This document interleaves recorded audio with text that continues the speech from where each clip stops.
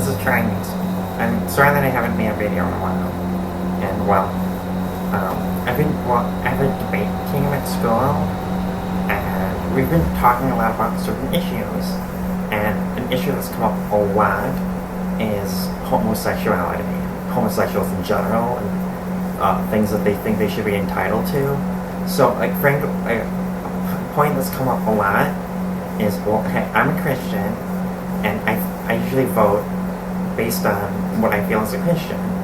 And people are telling me that I should not be able to vote as a Christian because that'd somehow be forcing my views on them, but that's just what voting is.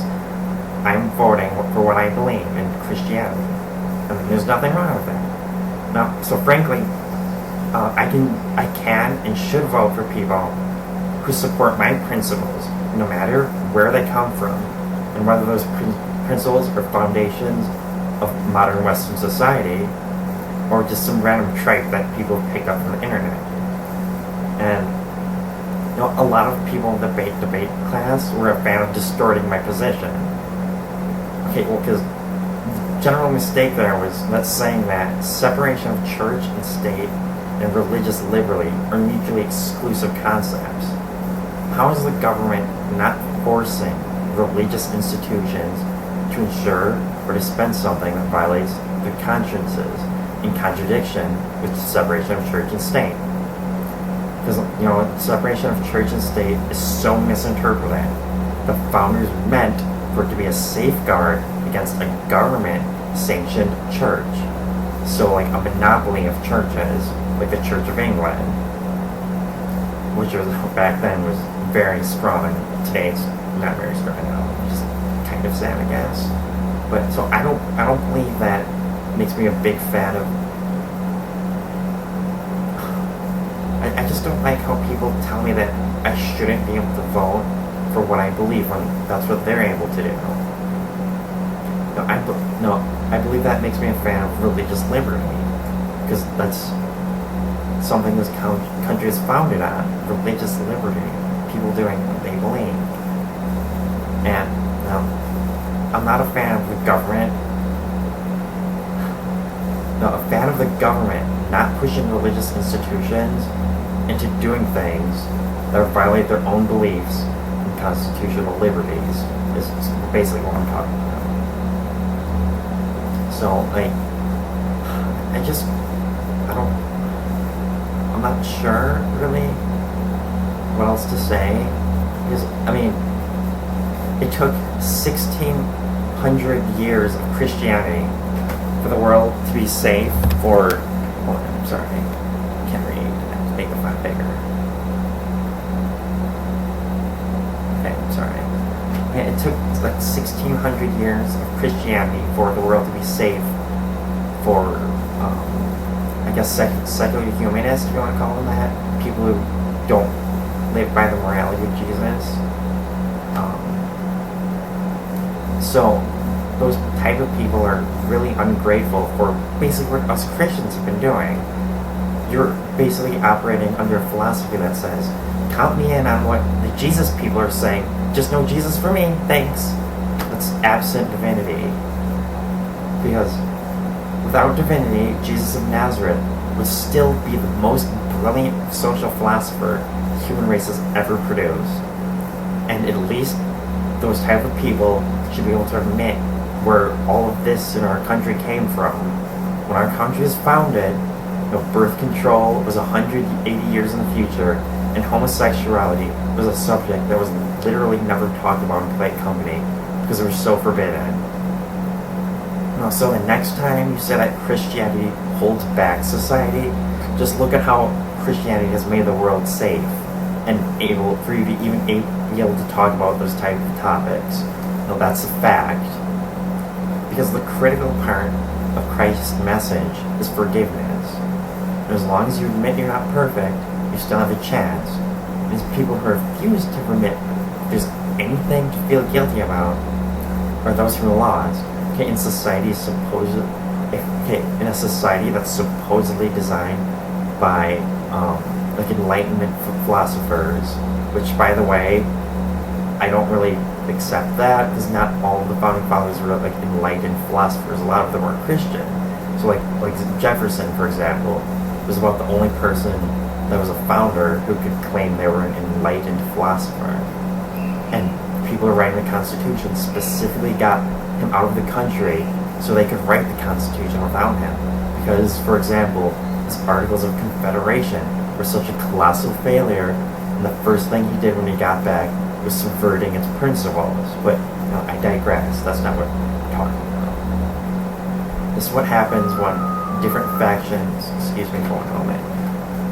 That's not for me. Okay. Where was it? Oh, okay. This happens when different factions pursue aims, by definition, that halt the aims of others. So many Christians would prefer very highly, like myself, not to deal with public homosexuality. I don't really want homosexuals to be homosexual in public. I'm not saying that they don't have a right to be homosexual. I just don't think they should portray it in public for everyone to see. And many homosexuals, I could say most if not all, and many others who choose to pursue selfish lifestyle choices such as homosexuality would prefer not to deal with public Christianity, and to the point where they would attempt to deny Christians like myself the right to participate in public debate merely on the basis of my philosophy. So what then? Am I just being denied to talk because I'm a Christian? Like, what's happened? Why should I not be able to talk just because I'm a Christian? And earlier when I mentioned Jefferson subverting the Constitution, I refer more to his effort of his creation of the first party system. He didn't invent pandering, propaganda, newspapers, personal attack ads, and paternalism, but he wielded them in a powerful force. Alliteration, not intentional. Let's see that. So the nation would have been better off as a whole if he had been struck by a lightning in the early August of 1776. But then again, marriage is not a tangible legal right. It is and always has been a privilege, offering a preferential tax, inheritance, and other legal treatments. Because marriage as an institution historically increases social stability in many good ways, including but not limited to the production and raising of children, which is incredibly important. And similarly, the government chooses to offer incentives to home ownership by making interest payments tax deductible, or offering lower rate loans to enviro businesses, which is a family, or buying up debt from manufacturers or institutions of national significance. So people who do not meet the criteria for this incentive do not receive it. Because if when a man and a woman marry, there's an incentive, there's a criteria for the incentive to give them tax breaks, because they'll probably have children and will produce something that's worthwhile to society, whereas homosexuals will not produce that. And the government can also decide, with help from people that vote as well, that other behaviors do not further the needs of society.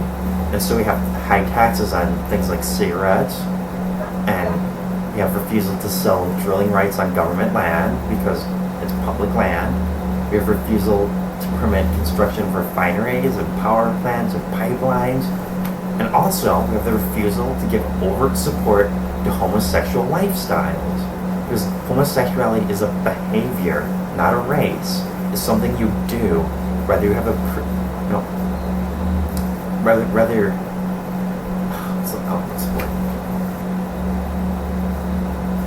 whether you have a predisposition or not. It's not something you are.